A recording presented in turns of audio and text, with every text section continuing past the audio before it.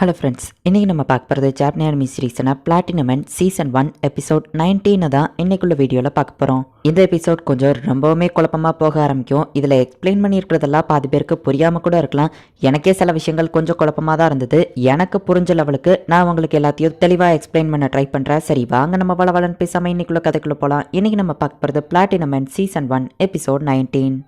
Prime மினிஸ்டருக்கு call பண்ணி god கேண்டிடேட்டை attack பண்ணாதீங்க அப்படின்னு அந்த ப்ரொஃபசர் சொல்லவும், அவங்கள அட்டாக் பண்ணுறதுக்காக நான் அனுப்பி வைக்கல, அவங்க எல்லாரையும் பிடிச்சிட்டு வரதுக்காக தான் அனுப்பி வச்சிருக்கேன். மற்ற நேஷன் கையில் அவங்க மாட்டுறதுக்கு முன்னாடி நம்ம அவங்கள பிடிச்சிடணும் அப்படின்னு பிரைம் மினிஸ்டர் சொல்லவோ, இல்லை நீங்கள் அப்படி பண்ணிடாதீங்க, அவங்களால எந்த ஆபத்தும் வராது, அதுக்கு நான் கேரண்டி. முக்கியமான காட் செலெக்ஷன் ப்ராசஸ் போயிட்டு இருக்கு, ஸோ அவங்கள டிஸ்டர்ப் பண்ணாமல் அவங்களுக்கு ப்ரொடெக்ஷன் கொடுங்க, இன்னும் 24 மணி நேரத்தில் எல்லாம் அவங்களுக்கே புரிய வரும் அப்படின்னு அந்த ப்ரொஃபசர் சொல்லவோ, பிரைம் மினிஸ்டர் ஓகே அப்படின்னு சொல்கிறான். இதில் இருக்கிற ஆளுங்களை நான் ரெட்டார வச்சு ஷூட் பண்ணிடுவா அப்படின்னு சோசுமா கேட்கவும், இல்லை வேண்டாம், நம்ம எல்லாரும் லொகேஷன் பேக்கு போயிட்டு அதுக்கப்புறமா எஃப்க்கு வருவோம் அப்படின்னு நம்ம ஹீரோ சொல்லவோ, இப்போ எல்லா காட் கேண்டிடேட்டும் தனித்தனியா பிரிஞ்சு போறாங்க. ஒவ்வொரு காட் கேண்டிடேட்டும் ஒவ்வொரு லொகேஷனுக்கு தனித்தனியா போறாங்க. சார் ஒவ்வொருத்தங்களும் ஒவ்வொரு லொகேஷன்ல இருக்காங்க, நம்ம டிவி ஸ்டேஷன் மேல கூட ஒருத்தன் நிக்கிறான் அப்படின்னு சொல்லி ஒருத்தன் ரிப்போர்ட் பண்றான். அந்த ப்ரொஃபசர் யோனடா சொன்னதுனால ஹெலிகாப்டர்ஸ் எல்லாம் இப்ப திரும்ப போயிருது. பிரைம் மினிஸ்டர் உங்களை பிடிக்கிறத இப்போதைக்கு நிப்பாட்டி வச்சிருக்காரு அப்படின்னு சொல்லி ஓமக்கிங்கிற அந்த போலீஸ் லேடி கால் பண்ணி சொல்றா. எல்லா காட் கேண்டிடேட்ஸையும் இப்ப ட்ரோன் கேமரா வச்சு டிவில லைவ் காமிக்கிறாங்க. நம்ம ஹீரோ பேச ஆரம்பிக்கிறான். எல்லாரும் கேளுங்க, நாங்க காடா மாறினதுக்கு அப்புறம் என்ன பண்ணுவோம் அப்படிங்கறத சொன்னாதான் 6வது காட் கேண்டிடேட் வெளியே வருவேன்னு சொல்லியிருக்காரு. சோ நாங்க என்ன பண்ண போறோங்கிறத உங்ககிட்ட சொல்ல போறோம் அப்படின்னு நம்ம ஹீரோ சொல்றான். என்னது மிராய் ஒரு காட் கேண்டிடேட், அதுவும் அவன் தான் ரெட்டா அப்படின்னு சொல்லி மிராய் ஸ்கூல்ல படிக்கிற பொண்ணுங்கெல்லாம் ஆச்சரியப்படுதாங்க. காடா மாறினதுக்கு அப்புறம் என்ன பண்ண போறோம் அப்படிங்கறத சொல்ல போறோம் நம்ம ஹீரோ சொல்லவோ, எல்லாரும் ஆர்வமா பாத்துட்டு இருக்காங்க. ஃபர்ஸ்ட் நாகவமி பேச ஆரம்பிக்கிறான்.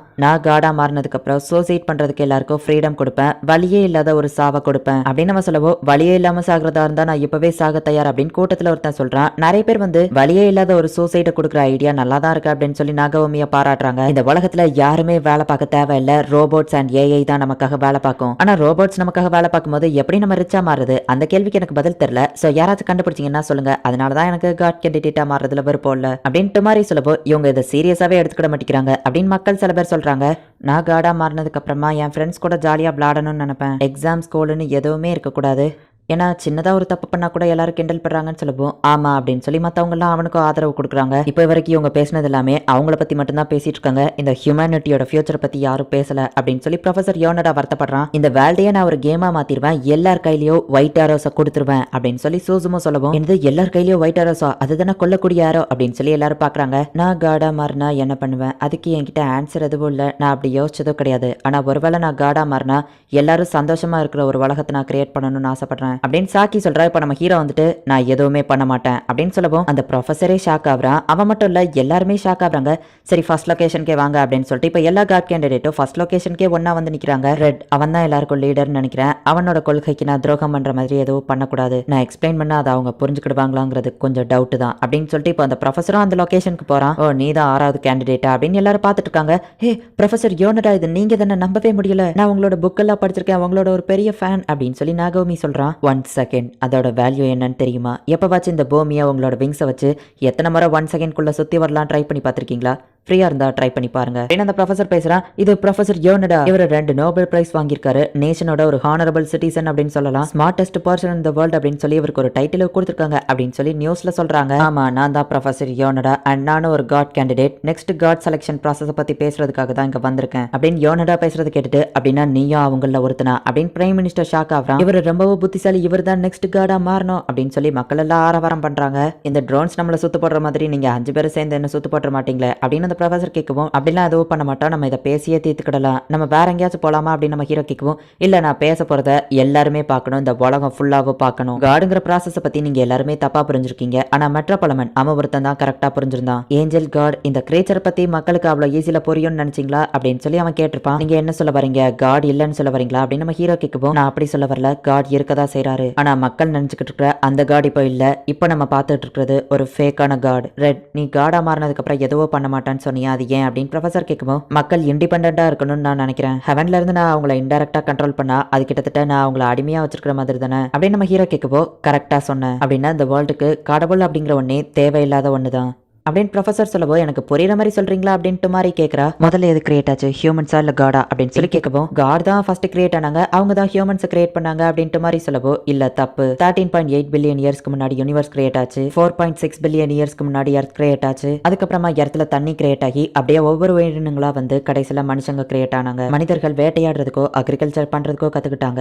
அவங்களுக்கு சாப்பாடு இல்லாத நேரத்துல ஹெவன்ஸ் கிட்ட இருந்து சாப்பாடை கொடுக்கும்படி வேண்டி ஹியூமன்ஸ் தான் காடுங்கிற ஒன்னையே கிரியேட் பண்ணாங்க அப்படின்னு ப்ரொஃபசர் சொல்லவும், சொன்னதெல்லாம் புரியுது, பட் ஃபேக் கார்டுன்னு ஏதோ சொன்னீங்களே அதை பத்தி சொல்லுங்க அப்படின்ட்டு மாதிரி கேட்கவும், இப்போ இருக்கிற நமக்கு டெக்னாலஜி ரொம்பவும் இம்ப்ரூவ் ஆக ஆரம்பிச்சுட்டு உடம்பு சரியில்லைன்னா கடவுளை யாரும் வேண்டதில்ல, ஹாஸ்பிட்டலுக்கு போறாங்க, தப்பு செஞ்சா தண்டனை கொடுக்கறதுக்கு போலீஸ் இருக்கிறாங்க. சோ கடவுள்கள் மேல நம்பிக்கை குறைஞ்சுக்கிட்டே வருது. சயின்டிபிக்கலா ப்ரூவ் பண்ண முடியாத எந்த ஒரு விஷயத்தையும் நான் ஒத்துக்கிடவே மாட்டேன். ஸ்பிரிட்ஸ் அண்ட் காட்ஸ் இது மேலலாம் எனக்கு நம்பிக்கை கிடையாது. ஆனா நம்ம முன்னாடி ஏஞ்சல்னு ஒரு கிரீச்சர் நிக்கி அதை நம்ம ஒத்துக்கிட்டு தான் ஆகணும். என் கண்ணு முன்னாடி ஏஞ்சல்ஸ் பறந்துட்டு இருக்குங்கிறதுனால கண்டிப்பா காடும் இருக்கும்னு சொல்லி நான் முடிவு பண்ணேன். சோ காட் எப்படி கிரியேட் ஆயிருப்பாருன்னு யோசிக்கும் போது தான் எனக்கு ஒரு தேரி தோணுச்சு. ஹியூமன்ஸ் எல்லாருமே ஒரு பவர்ஃபுல் பீயிங் காட் இருக்காரு அப்படின்னு சொல்லி நம்பினாங்க. அவங்க பிரெயின் வேவ்ல இருந்து கிரியேட் ஆன ஒரு எனர்ஜியில கிரியேட் ஆனது தான் இந்த கிரீச்சர். ஹியூமன் தாட்ஸ்ல இருக்கிற எனர்ஜியை வச்சு தான் இந்த கிரீச்சர் கிரியேட் ஆயிருக்கு. இப்போ இருக்கிற காட் அழிஞ்சுகிட்டு இருக்காரு, அதனால தான் இந்த காட் செலக்ஷன் ப்ராசஸே அப்படின்னு சொன்னாங்களே, அது எதனாலன்னு யோசிச்சிங்களா? இப்போ இருக்கிற ஹியூமன்ஸ் யாருமே கடவுளை அதிகமா நம்புறது இல்ல. சோ அந்த கிரீச்சரோட எனர்ஜி கம்மியாக ஆரம்பிக்கப்போ அது அழிய ஆரம்பிச்சிட்டு, சோ இப்போ காட் செலக்ஷன் ப்ராசஸ்னு ஒன்னு கொண்டு வந்து இந்த உலகம் ஃபுல்லாவோ இப்போ காட் இருக்காரு அப்படிங்கறத அவங்க ப்ரூவ் பண்றதுக்கு ட்ரை பண்ணிட்டு இருக்காங்க. அதை தான் அந்த ஏஞ்சல்ஸ் பண்ணிட்டு இருக்கு. ஆனா இந்த உலகத்துக்கு காடுங்கிற ஒன்னே அவசியம் இல்ல, காட் இல்லாமையே நம்மளால வாழ முடியும். இப்போ இருக்கிற நம்மளோட டெக்னாலஜி ரொம்பவும் அட்வான்ஸ் ஆகிக்கிட்டே போயிட்டு இருக்கு. இன்னும் ஒரு 50 வருஷத்துல ஹியூமன்ஸ் இமார்டாலிட்டி அதாவது சாகாவரத்தையே கண்டுபிடிச்சிருவாங்க அப்படின்னு அந்த ப்ரொஃபசர் சொல்றான். சார் ரெட் டார்கெட் டிஸ்டன்ஸ்ல தான் இருக்கான், ஷூட் பண்ணிருவா அப்படின்னு கேட்கவும், அவங்க கிட்ட என்ன பவர்ஸ் இருக்குன்னு நமக்கு தெரியாது, எல்லாரையும் டார்கெட் பண்ணிட்டு மொத்தமா ஷூட் பண்ணுங்க அப்படின்னு சொல்லவும், இப்போ எல்லா காட் கேண்டிடேட்டையும் டார்கெட் பண்றாங்க. ஸோ நம்ம கண்ணு முன்னாடி இருக்கிற அந்த ஸ்பிரிட்ஸே நம்ம எனர்ஜியால கிரியேட் பண்ணப்பட்டது தான் அப்படின்னு ப்ரொஃபசர் சொல்லவும், என்ன ரெவல் எதுக்காக ஷாக்கிங்கா பார்த்துட்டு இருக்க அப்படின்னு நாசை கேட்கிறா. ஹெவனோட ஆரிஜின்ல ஹியூமன் ப்ரேயர்ஸ்னால தான் காட் கிரியேட் பண்ணப்பட்டிருந்தாருன்னு போட்டிருந்துச்சு அப்படின்னு ரவல் சொல்லவும், அதுதான் எல்லா ஏஞ்சல்ஸ்க்கும் தெரியுமே மற்ற ஏஞ்சல் சொல்லவும், அப்ப எனக்கு தான் தெரியாதா அப்படின்னு நாசை சிரிக்கிறா. மியோனி உன்னோட கோல்ஸ் எல்லாம் கரெக்டா இருந்தாலுமே கூட 12 ஏஞ்சல்ஸ்ல ஏதாச்சும் ஒரு ஏஞ்சல் உன்னோட பிளானை தடுக்கலாம். அதுல ஸ்பெஷலா இருக்கிற ஏஞ்சலோ அதோட பவர் என்னது அப்படின்னு கேட்கவும், மியோனி தெரியல அப்படின்னு சொல்றா. இதுல எது ஸ்பெஷல் ரேங்க் ஏஞ்சலா இருக்கும் அப்படின்னு சொல்லி ப்ரொஃபசர் பாக்குறான். உங்க தேரி கரெக்டா இருந்தாலுமே கூட நிறைய பேர் கடவுளை நம்பிட்டு இருக்காங்களே, அவங்களுக்கு என்ன பதில் நம்ம ஹீரோ கேட்கவும், காட் இப்ப இருக்கிறதுனால எந்த ஒரு பிரச்சனையும் இல்லையே அப்படின்ட்டு மாதிரி சொல்றா. நமக்கு கடவுள் தேவைதான், கடவுள் நமக்கு தேவை, ஆனா அவர் இருக்கணுங்கிற அவசியம் எல்லாம் இல்ல. சின்ன வயசுல சாண்டா கிளாஸ் நமக்கு வந்து கிஃப்ட் தருவாருன்னு நம்பிட்டு இருப்போம், ஆனா பெருசானதுக்கு அப்புறம் தான் அதெல்லாம் ஃபேக்குன்னு தெரியும். ஆனா சின்ன வயசா இருக்கும்போது அது நமக்கு ஒரு சந்தோஷத்தை கொடுத்துருக்கும். அந்த மாதிரி தான் இதுவும், கடவுள் இருக்காரு அப்படின்னு சொல்லி எல்லாருக்கும் ஒரு நம்பிக்கை இருக்கு. அந்த நம்பிக்கையை வச்சுதான் எல்லாரும் வாழ்றாங்க. அந்த நம்பிக்கை இருந்தா போதும், அவர் உண்மையிலேயே இருக்கணுங்கிற அவசியம் கிடையாது அப்படின்னு சாக்கி சொல்றா. எனக்கு முதல்ல இருந்தே கடவுள் மேலாம் நம்பிக்கை இல்ல, நீங்க சொன்னது என் மனசு ஏதோ பெருசா சேஞ்ச் பண்ண போறது இல்ல அப்படின்னு சொல்லிட்டு இப்ப நாகோமி கோபடாமையா அந்த பக்கமா போயிருந்தான். ஹே அப்படின்னா நீ கடவுளை மாற போறது இல்லையா, எங்களுக்கு கொடுத்த வார்த்தை என்னாச்சு அப்படின்னு சொல்லி மத்தவங்க கேட்கவும், ப்ரொஃபசர் பேசினதை கேட்டதுக்கு அப்புறம் கடவுளா நான் மாறினாலும் சூசைட் தான் பண்ணிக்கிடுவேன், சோ சாரி கைஸ் நான் கடவுளா மாற போறது இல்ல அப்படின்னு நாகோமி சொல்றான். நம்மள யாருமே காடா மாறாம இருக்கிறதுக்கு உங்ககிட்ட ஏதாச்சும் வழி இருக்கா அப்படின்னு சொல்லிட்டு மாதிரி கேட்கவும், ஆமா என்கிட்ட ஒரு ஐடியா இருக்கு, அதுல இருக்கிற எந்த பவர்ஸும் உங்களுக்கு வேண்டாம்னு கேட்கவும், ஆனா எனக்கு என்னோட ரெட்டரா மட்டும் வேணும், நான் வாழ்றதுக்கே அதுதான் எனக்கு ஒரு ஹோப்பா இருக்கு, அதை நான் விட்டு கொடுக்க மாட்டேன் அப்படின்ட்டு மாதிரி சொல்றா. கடவுள் நம்பிக்கையோடய நிறைய மக்கள் வாழ்ந்துட்டு இருக்காங்களே, அப்ப அவங்க நிலமா அப்படின்னு நம்ம ஹீரோ கேட்கவும், ஆமா இருக்காங்க, ஆனா அது ஜஸ்ட் 0.1% மக்கள் தானே அப்படின்னு சொல்லி ப்ரொஃபசர் சொல்லவும், 0.1%னாலும் அது 7 கோடி மக்களாச்சே அப்படின்னு நம்ம ஹீரோ கேட்கறான். அப்படி கடவுள் நம்பிக்கையோட இருக்கிறவங்க கடவுள்னு ஒருத்தரே இல்லைன்னு தெரிஞ்சுட்டா மனசு வெறுத்து போய் அவங்களே சூசைட் பண்ணி இறந்து போக போறாங்க அப்படின்னு சொல்லி நாகவுமி அசால்ட்டா சொல்லவும், அப்படின்னா பேசாம நானே காடா மாறுதேன் அப்படின்னு நம்ம ஹீரோ சொல்றான். அவனோட மோட்டிவேஷன் என்னங்கிறத அவன் கண்டுபிடிச்சிட்டான் அப்படின்னு சொல்லி ப்ரொஃபசர் மனசுக்குள்ள நினைக்கிறான். ஆனா மீரா நீ இந்த பூமியில தானே ஹாப்பியா இருக்கணும்னு ஆசைப்பட்ட அப்படின்னு நாசை கேட்கிறா. எல்லாரும் என்னதான் காடா செலக்ட் பண்ணாங்க, ஒன்னா யாராவது செலக்ட் பண்ணுவாங்கன்னு நினைக்கிறியா அப்படின்னு சொல்லி நாகவுமி கேட்கவும், விங்ஸ் அண்ட் ஆரோஸை வச்சுக்கிறதுக்கு நீ ஹெல்ப் பண்ணுவேன்னு சொன்னதுனால தான் நான் அவனை காடா செலக்ட் பண்ண, எனக்கு யார் காடா இருந்தாலும் பிரச்சனை இல்ல அப்படின்ட்டு மாதிரி டென்ஷன் ஆகும். சரி சரி சண்டை போடாதீங்க, நானே காடா மாறுதேன், இதுதான் ஃபைனல் டெசிஷன் அப்படின்னு நம்ம ஹீரோ சொல்றான். ஹே இங்க பாருங்க, ஒருத்தர் ஸ்னைப்பரோட இவ்வளவு நேரமா நம்மள ஏம் பண்ணி நின்னுட்டு இருக்கான் அப்படின்னு சொல்லி சூசுமோ சொல்றான். சார் அவன் என்ன பார்த்துட்டான், ஒருவேளை ரெட் அரோ இல்ல ஒயிட் அரோ வச்சு அவன் என்ன ஷூட் பண்ணிட்டான்னா அப்படின்னு ஸ்னைப்பர் கேட்கவோ,